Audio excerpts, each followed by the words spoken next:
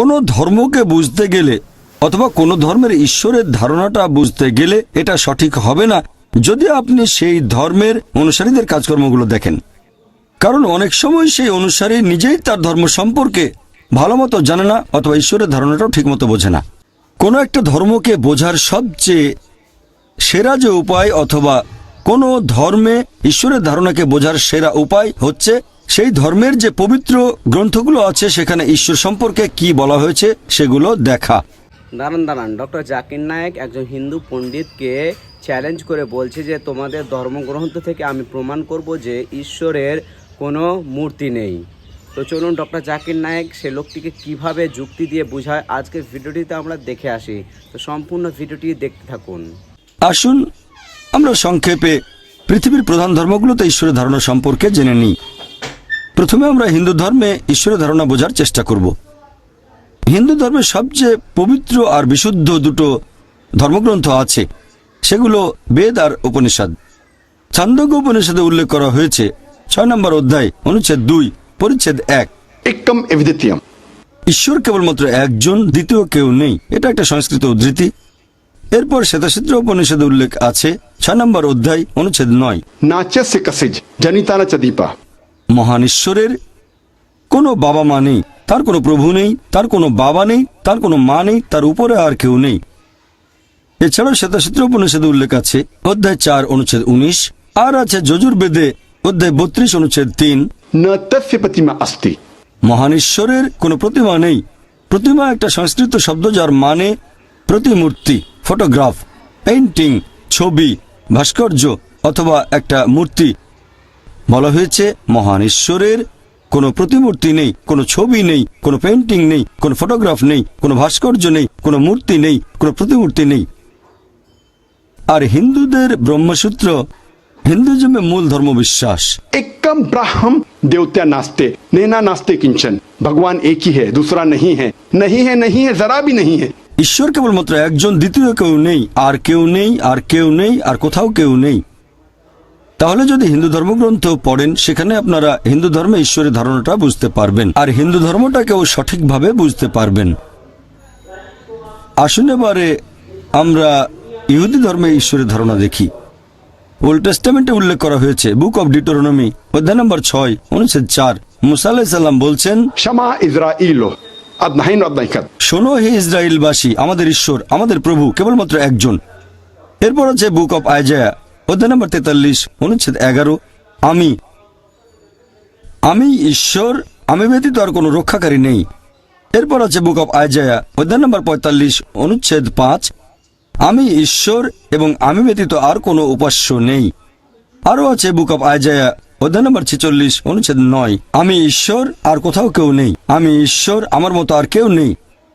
এরপর আরো বলা হয়েছে বুক অব এক্সোডাস অধ্যায় নম্বর 20 অনুচ্ছেদ 3 থেকে 5। এছাড়াও আছে বুক অব ডিউটোরনমি অধ্যায় নম্বর 5 অনুচ্ছেদ 7 থেকে 9।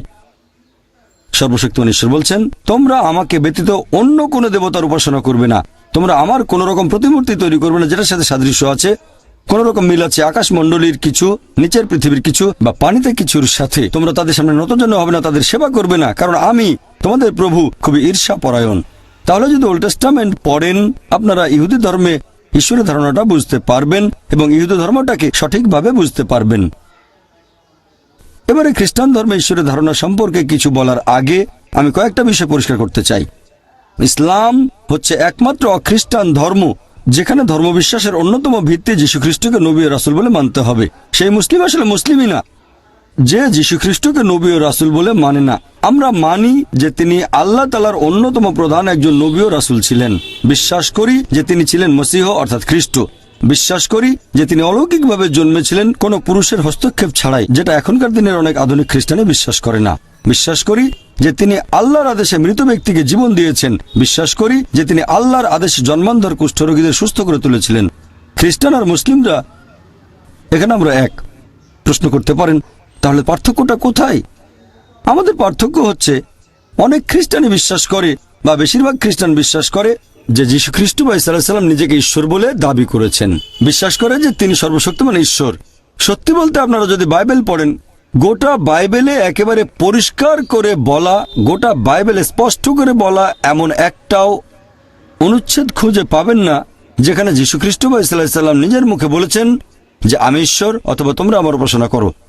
সত্যি বলতে যদি বাইবেল পড়েন, গসপেল অফ জনে বলা হয়েছে অধ্যায় নম্বর 14 অনুচ্ছেদ 28, যীশু খ্রিস্ট নিজের মুখে বলেছেন আমার পিতা আমার চেয়ে মহান। গসপেল অফ জন অধ্যায় 10 অনুচ্ছেদ 29, আমার পিতা সবার চেয়ে মহান। গসপেল অফ ম্যাথিউ অধ্যায় নম্বর 12 অনুচ্ছেদ 28, আমি ঈশ্বরের আত্মার সাহায্যে শয়তানকে তাড়িয়ে দেই। গসপেল অফ লুক অধ্যায় 11 অনুচ্ছেদ 20, আমি ঈশ্বরের আঙ্গুলের সাহায্যে শয়তানকে তাড়িয়ে দিই। গসপেল অফ জন অধ্যায় নম্বর 5 অনুচ্ছেদ 30, আমি নিজের থেকে কিছুই করতে পারি না, আমি যেমন শুনি তেমন বিচার করি, আর আমার বিচার ন্যায্য, কারণ আমি নিজের ইচ্ছা পূরণ করি না, আমার পিতার ইচ্ছা পূরণ করি। যদি কেউ বলে নিজের ইচ্ছা নয় আল্লাহর ইচ্ছা পূরণ করি, সে একজন মুসলিম। আমি আগে বলেছিলাম যে মুসলিম মানে যে আল্লাহর কাছে নিজের ইচ্ছাকে সমর্পণ করে, আর যিশু মানে ঈসা আলাইহিস সালাম বলেছেন আমার ইচ্ছা নয় পূরণ করি সর্বশক্তিমান ঈশ্বরের ইচ্ছা। তাহলে আরবিতে বললে তিনি একজন মুসলিম। সেজন্য আমি বলেছিলাম যে যীশু খ্রিস্ট হলেন আল্লাহ সুবহানাহু ওয়া তাআলার অন্যতম প্রধান একজন নবী ও রাসূল। এরপর যিশু আরো বলেছেন গসপেল অফ জন অধ্যায় নম্বর 14 অনুচ্ছেদ 24, তিনি বলেছেন তোমরা যে কথাগুলো শুনছো সেগুলো আমার নয়, বরং এগুলো পিতার যিনি আমাকে পাঠিয়েছেন। এরপর আছে গসপেল অফ জন অধ্যায় 17 অনুচ্ছেদ 3, যীশু খ্রিস্ট নিজের মুখে বলেছেন এই হলো অনন্ত জীবন, যাতে তোমরা জানতে পারো একমাত্র ঈশ্বরকে এবং যীশু খ্রিস্টকে যাকে তিনি পাঠিয়েছেন। এছাড়া পরিষ্কার বলা হয়েছে বুক অফ অ্যাক্টস অধ্যায় নম্বর 2 অনুচ্ছেদ 22, বলা হয়েছে হে ইসরায়েলবাসী, মন দিয়ে শোনো, নাজারেত শহরের যিশু যে ঈশ্বর মনোনীত মানুষ তোমাদের মাঝে, সে অনেক অলৌকিক কাজ করবে, ঈশ্বর তাকে দিয়ে করাবেন আর তোমরা তার সাক্ষী থাকবে। ঈশ্বর মনোনীত একজন মানুষ তোমাদের মাঝে, সে অনেক অলৌকিক কাজ করবে, সেটা ঈশ্বর তাকে দিয়ে করাবেন, তোমরা তার সাক্ষী থাকবে। একবার যীশু খ্রিস্টকে প্রশ্ন করা হয়েছিল যে কোন আদেশটা প্রথমে মেনে চলবো, তিনি ঠিক সেই কথাটাই বলেছেন যেটা এর আগে বলেছিলেন মুসা আলাইহিস সালাম। এটা হচ্ছে গসপেল অফ মার্কে অধ্যায় নম্বর 12 অনুচ্ছেদ 29, যিশু ঈসা আলাইহিস সালাম বলেছেন शमा इस्राइल अदना हैनो अदना खद শোনো হে ইসরায়েলবাসী, আমাদের প্রভু আমাদের ঈশ্বর কেবলমাত্র একজন। তাহলে যদি বাইবেল পড়েন আপনি খ্রিস্টান ধর্মের ঈশ্বরের ধারণাটা বুঝতে পারবেন, খ্রিস্টান ধর্মটাকেও সঠিকভাবে বুঝতে পারবেন। আসুন এবারে ইসলাম ধর্মে আল্লাহ ধারণা নিয়ে আলোচনা করি।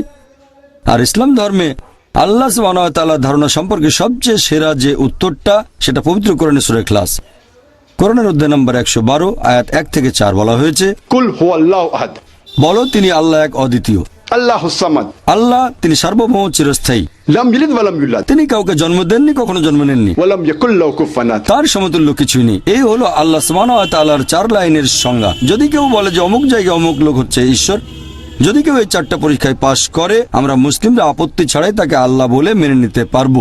1 নম্বর হচ্ছে বলো তিনি আল্লাহ এক অদ্বিতীয়। 2 নম্বর তিনি হবেন সার্বভৌম চিরস্থায়ী। 3 নম্বর তিনি কাউকে জন্ম দেননি, কখনো জন্ম নেননি। 4 নম্বর সমগ্র বিশ্বজগতে তার সমতুল্য আর কেউ নেই।